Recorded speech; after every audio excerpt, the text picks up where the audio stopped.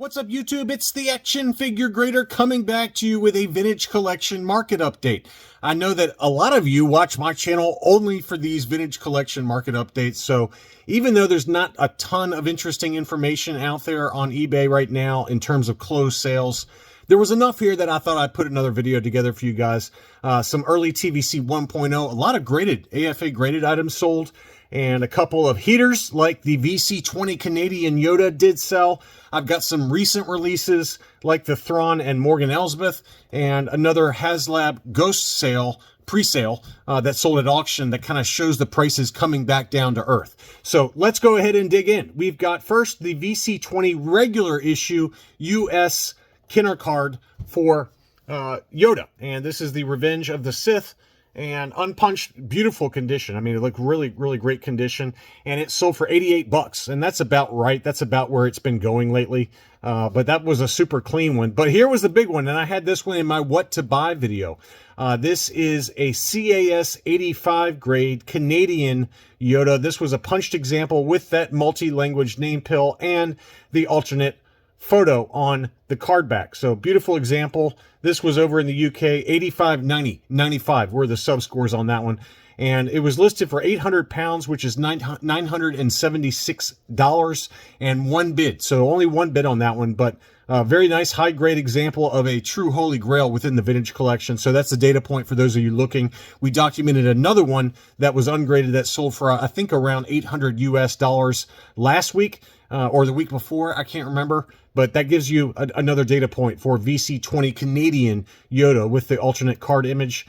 Here was a Jar Binks on the US card. Beautiful condition, unpunched. That one sold for $132. That's up a little bit. There was another example that sold a few, I think about a month ago, that was around $105. This one looked to be in pretty pristine condition, though, so I can see why, you know, somebody paid up a little bit for that one. Really nice card image on that as well.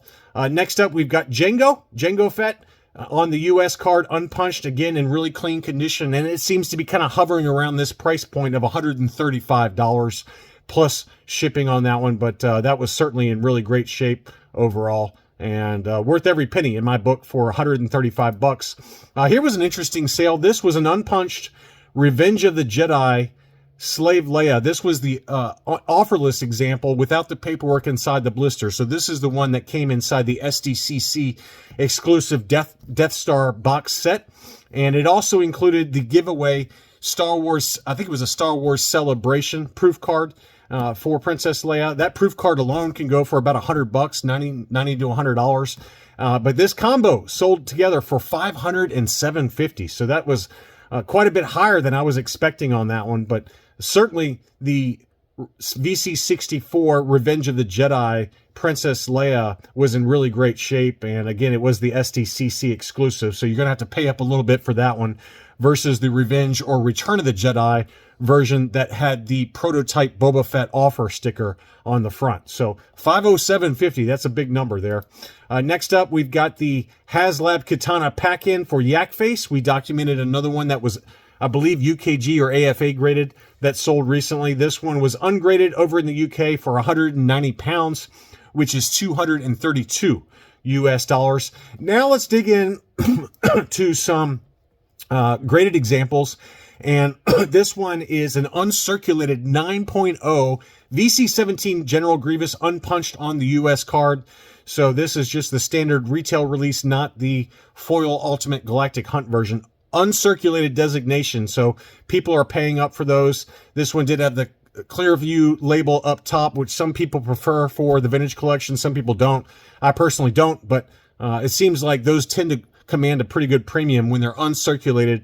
And, you know, people like to kind of match up their labels, right? Like if they've already got a clear view label run going for the vintage collection, then they want to get them all that way. And so this one did sell for $359, free shipping. Next up, we've got a Luke Dagobah Landing. This one was the US card, and it was graded 90% by UKG, 90, 95, 95. That one sold for 275 pounds, which is $335. I had two of these that I recently sold. One of them was the unpunched with the dark blue saber, and it was graded CAS 90. I sold mine on Facebook for $240. So this one sold for quite a bit more, and I'm happy that somebody was able to pick it up for a significant discount relative to what they sell for on eBay. And then I also did have the Clear Saber version punched that was graded CAS 95 that I sold for the same price, $240 shipped. So congrats to those buyers, and I'm glad that you guys got good deals on them. I was very happy with $240 a piece for my two examples, but as you can see, one of them did sell on eBay for $335. That was UKG, 90%. So everybody won. You guys got a little bit of a discount relative to what these sold for. Next up was an AFA graded example of the Sand Trooper 8.5 on the modern scale, and this one was the white Sand Trooper. It did have some edgeware around the hang tab there, which is why it got the 8.5 grade. That one sold down in Australia for 225 Australian dollars, which is 142 US dollars. You can probably expect to pay 200 to 250 minimum for a graded example of the dirty Sand Trooper, the dirty paint apps versus the white Sand Trooper here. So this one goes for a little bit less. And I think we documented one that sold for almost $300. That was pretty high grade with AFA that had the dirty Sand Trooper paint apps. Next up was an uncirculated 9.25 Dr. Aphra. And this one sold for big money, $204 and change, plus another $20 shipping. So about $225 for an uncirculated designated Dr. Aphra. And here was the Scarif Trooper graded uncirculated 9.25. $114 took that home, plus another $19 shipping. Here was the Death Star Gunner on the Rogue One card back, graded uncirculated 9.25. $126.50 for that one. So all of these are going for significantly more than where we see them sell for, obviously ungraded, but even, you know, high grade without the uncirculated designation. There just seems to be a collector group out there that's willing to pay a little bit more for that uncirculated designation in high grade from AFA. So $126.50. Next up is the always desirable Imperial Assault Tank Commander. The Tank Commander and the Tank Driver both go for pretty good money. Ungraded, $65 to $85 is about the going rate. Sometimes they hit $100. This one was an uncirculated 9.25, and it did sell for $177.50. So pretty high sales price on that one. Great card back, by the way. I always loved that card back. Just such a great image, and that fight scene on Jeddah with Jyn Erso and Andor. I mean, it was just such an awesome scene. So one of my favorite movies from the Disney era. Next up, Kylo Ren. I was a little surprised this one sold so high, given that it was a sequel trilogy figure, but The Force Awakens, Kylo Ren, uncirculated 9.25. Certainly a great card image. That was a great card image. He kind of locks in the blaster bolt from Poe Dameron there. But that one sold for $150.50, plus $19 shipping. So a little surprised it went that high, but again, these uncirculated designated items, especially for the sequel trilogy, you don't see them graded that much. Just seems like people kind of have ignored the sequel trilogy figures for the most part in the vintage collection line in terms of sending them off to be graded. So I guess it's not that much of a surprise, but maybe a little bit, just given that it is a sequel trilogy character. Luke Skywalker crate is probably the only exception off the top of my head for the sequel trilogy that always commands big money. And, you know, ungraded, $85 or so, pretty easily. This one was an uncirculated 9.25, and it sold for $163 plus $19 shipping. So you're talking almost $190 for a Luke Skywalker crate. It was short packed. That's something we've talked about. It just seems like when those sealed Hasbro cases got packed, they only included one of the Skywalker crates. And as a result, they tend to command a lot more money on the secondary market. Some other recent releases that were high grade, uncirculated 9.5 for the Force Unleashed Star Wars Stormtrooper Commander. So this one was a gaming greats example, but very high grade, 9.5. It sold for $175 plus $10.45 shipping. And then likewise, here's the Mandalorian Death Watch Airborne Trooper, graded uncirculated 9.5. That one sold for $180. I recently sold my CAS 95 grade example of this figure for about $100 on Facebook. So congrats to the buyer there. I feel like I gave them a pretty fair deal relative to this uncirculated 9.5 that sold for $180 plus $10.45 shipping. Finally, some recent releases as well as the Haslab Ghost. So this is another pre-order. You got no buyer protection, so again, caution on buying these pre-orders that are up on eBay for the Haslab Ghost. But this one did sell in an auction for $420 plus $150 shipping on 33 bids. If you remember, there was one right after the Haslab Ghost project ended that sold for $1,150 after shipping in a pre-order. I mean, it's crazy. So it's already come back down to earth, and this is kind of getting close now to what the actual Haslab backing cost was. So $420 plus $150 shipping, so $570 plus sales taxes.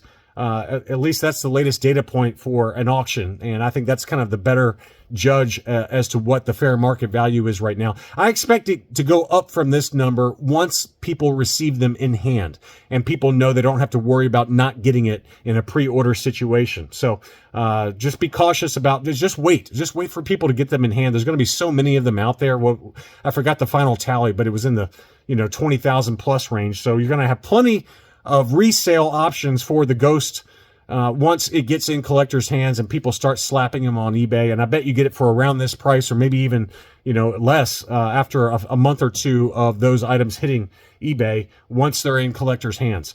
Next up, I was surprised by this price. This is crazy. The Smuggler's Run Millennium Falcon. This one is labeled as the Target exclusive.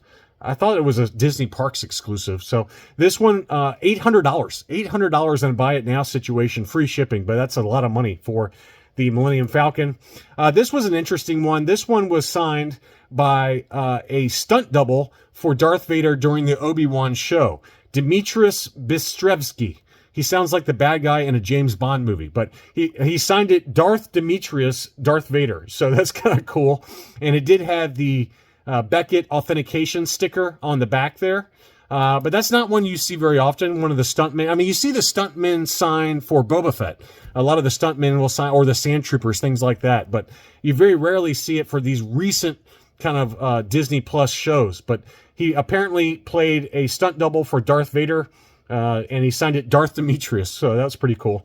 It was over in the UK listed for £75, which is $91.50. I don't know what I forgot to look up what the actual accepted best offer was, but pretty interesting sale there. And then finally, the Grand Admiral Thon and Morgan Elsbeth are starting to get into resellers' hands, and these two sold for $100, $99. Free shipping. Just be patient. Don't pay $100 for these two figures. I bet within a month or two you'll be able to pick these up for $15 or $20 on the secondary market. I really like both of these card backs, by the way. I'm not a huge fan of Morgan Elsbeth, but that's a great image of her. And then obviously it's got the Clone Wars or Rebels version of Grand Admiral Thrawn on there, which it doesn't really necessarily match the figure that much, just given that it's more of a realistic look to his face there. But I don't know. It's not bad. Yeah, I guess it's the Rebels since it's got the Rebels logo on there. But it's not a terrible look, but I feel like the face is maybe a little wide. If you're going to go for the Rebels animated version of Thrawn, I feel like the character itself needs to be a little bit more in keeping. This one is kind of a hybrid between the cartoon version, which was very narrow in the face, and the Ahsoka version, which was obviously he's older and the actor is a little bit, wider in the face. So to me, I don't know if I necessarily love the face sculpt relative to the Rebels version of Grand Admiral Thrawn. I wish they had gone maybe a little bit more stylized with it, but that's just me. Anyway, that's all I really had for this video. Thanks as always for watching, and I'll be back soon.